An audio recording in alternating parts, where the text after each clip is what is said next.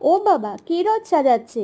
আচ্ছা, আজ তো উল্টো রথ, তাই আজকে আম্মার কাছে তার নাতনি আবদার করেছে, আম্মা আজ তুমি আমার রথটা সাজিয়ে দেবে।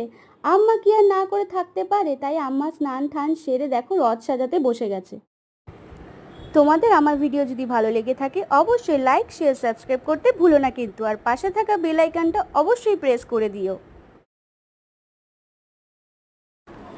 তো দেখো ফাইনালি মালা ঠালা ফুল টুল দিয়ে ঠাকুরকে সাজিয়ে রথটা সাজানো হয়ে গেছে। তো ফাইনাল লুকটা তোমরা দেখতে পারবে কত সুন্দর লাগছে সাজানোর পরে। তাও আম্মার বয়স হয়ে গেছে, তাও আম্মা দেখো নাতনির জন্য কত কিছু করে, আম্মা এত ভালোবাসে নাতনিকে। কি সুন্দর লাগছে না রথটা, দেখো। এবার ঠাকুরকে একটু ভোগ নিবেদন করে জল মিষ্টি দিয়ে পুজো দেওয়া হচ্ছে। এবার নাতনি আর ঠাকুমা মিলে দুজন মিলে রথ টানা হবে।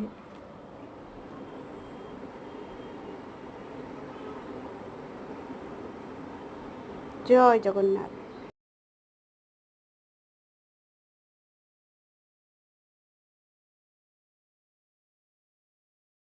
বলো জয় জগন্নাথ, জয় জগন্নাথ, জয় জগন্নাথ।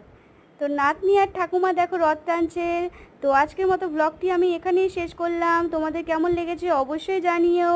তো আমরা রথ টানি, তোমরা দেখতে থাকো, আর তোমাদের সবার মঙ্গল হোক, জগন্নাথ তোমাদের ভালো করুক। টাটা।